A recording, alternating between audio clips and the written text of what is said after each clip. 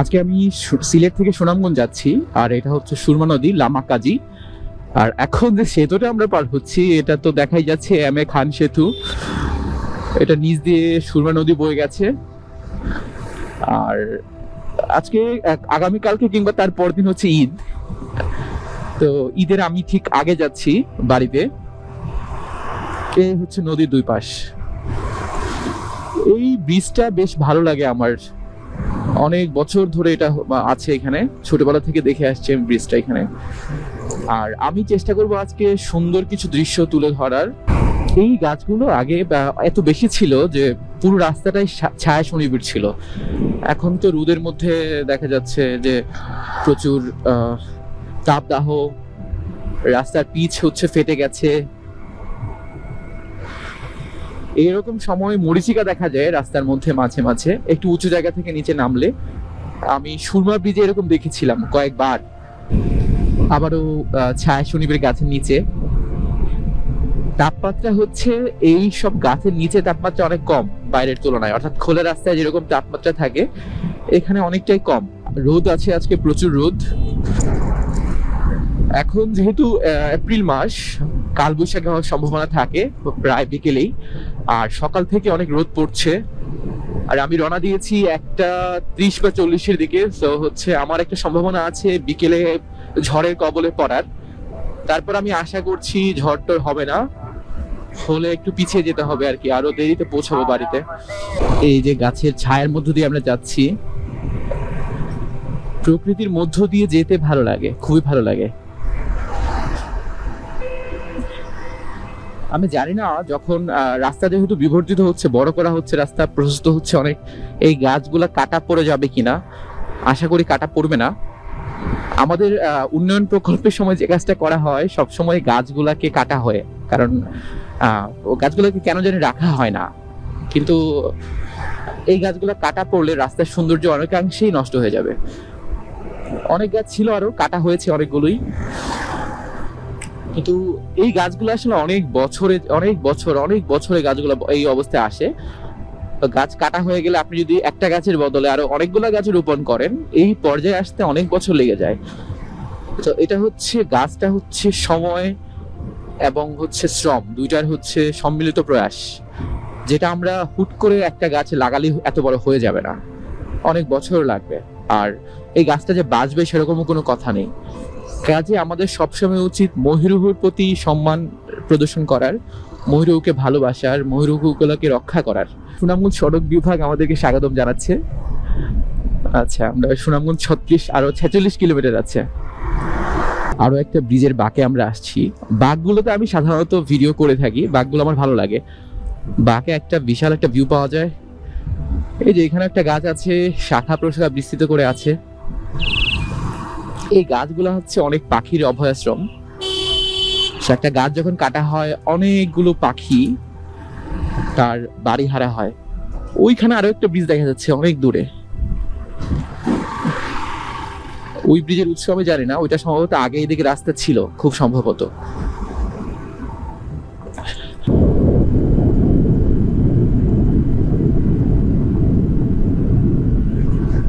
এই যে বাচ্চা নিয়ে, এতগুলো বাচ্চা নিয়ে উনি ড্রাইভ করতেছে long distance. It's very risky and harmful.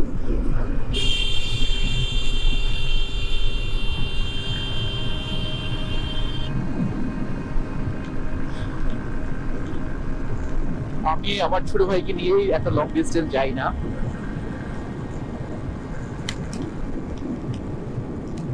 আর উনি পিলিয়ন নিয়েছেন, দুজন বাচ্চা নিয়েছেন। এটা কখনোই উচিত না, যদিও অনেক সময় কিছু করার থাকে না।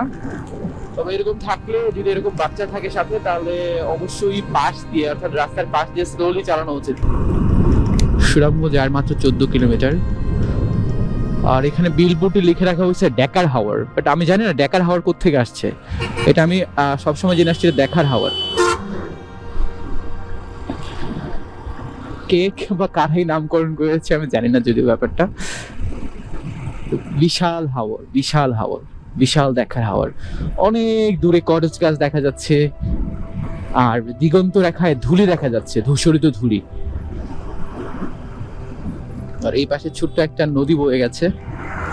নদী, এটাকে নদী বলা যায় কিংবা হাওরের অংশ বলা যায়।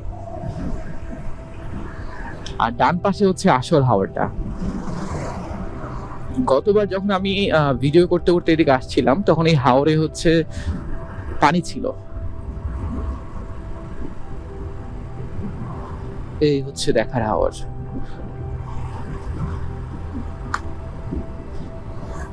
এরকম সুন্দর বিস্তীর্ণ প্রান্তর দেখলে মনে হয় যে ছুটিয়ে দিই বাইক এই হাওর জুড়ে, কিন্তু এই হাওর দিয়ে বাইক চালানো যাবে না। আমি রোজা রেখেছি আর সামনে জলাধার, মনে হচ্ছে গোসল করি নেমে। এটা কিসের ভবন আমি জানি না, সামনে গেলে হয়তো নাম দেখতে পাবো কিংবা কোনো বিলবোর্ড পাবো দেখতে। শহরের খুবই কাছে চলে আসছি।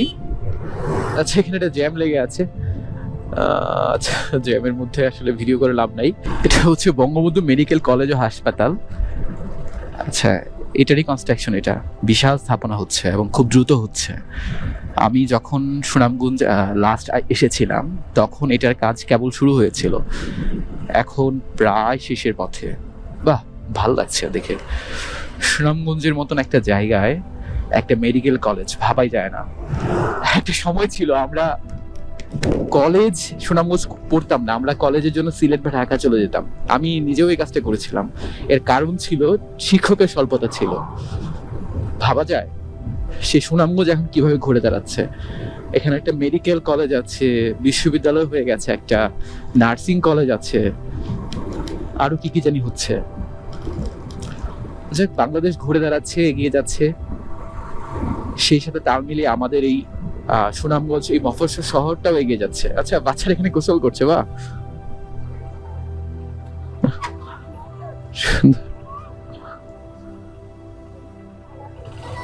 ওয়ালাইকুম আসসালাম। আমাকে সালাম দিল ছোট বাচ্চারা। ওদের দেখে আমার আরো গোসল করার প্রবৃত্তিটা জেগে উঠেছে ভীষণ ভাবে। আমি এটা অ্যাভয়েড করতেই পারছি না। যদি আমার এত ওই ব্যাগেজ এন্ড লাগেজ না থাকতো তাহলে আমি অবশ্যই গোসল করতাম এখানে। এইসব পানি দেখলে রোজার মধ্যে আরো এই তীব্র তাপদাহে মনকে আসলে সামনে রাখা কঠিন। ওরে বাবারে, কত ফুল এখানে, চমৎকার।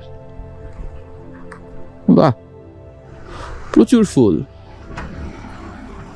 আর আমরা এখন সুনামগঞ্জ ঢুকতে যাচ্ছি। এটা হচ্ছে হাসন রাজা তোরণ।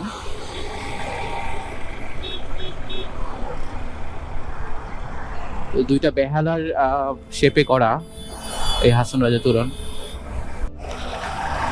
তো আমি সুরমা ব্রিজে উঠে গেছি, মানে শহরে আমি সদরে পৌঁছে গেছি। সদর পার হয়ে এখন আমি আমার বাড়ির পথে যাব। আমার ব্যাটারিও সিগন্যাল দিচ্ছে। সম্ভবত এই ভিডিওটা আজকে যাত্রাপথের জন্য শেষ ভিডিও। এই ক্লিপটা দূরে মেঘালয় কি উকি দিচ্ছে না। যখন আবহাওয়া ভালো থাকে তখন মেঘালয় দেখা যায় এপাশ দিয়ে। আজকে যেহেতু আবহাওয়া একটু বৃষ্টিপাত থাকে, আজকে যেহেতু প্রচুর হেজ আর বৃষ্টিপাত নাই, আকাশ পরিষ্কার না, সেজন্য মেঘালয় দেখা যাচ্ছে না। তাহলে এখান থেকে মেঘালয় দেখা যেত।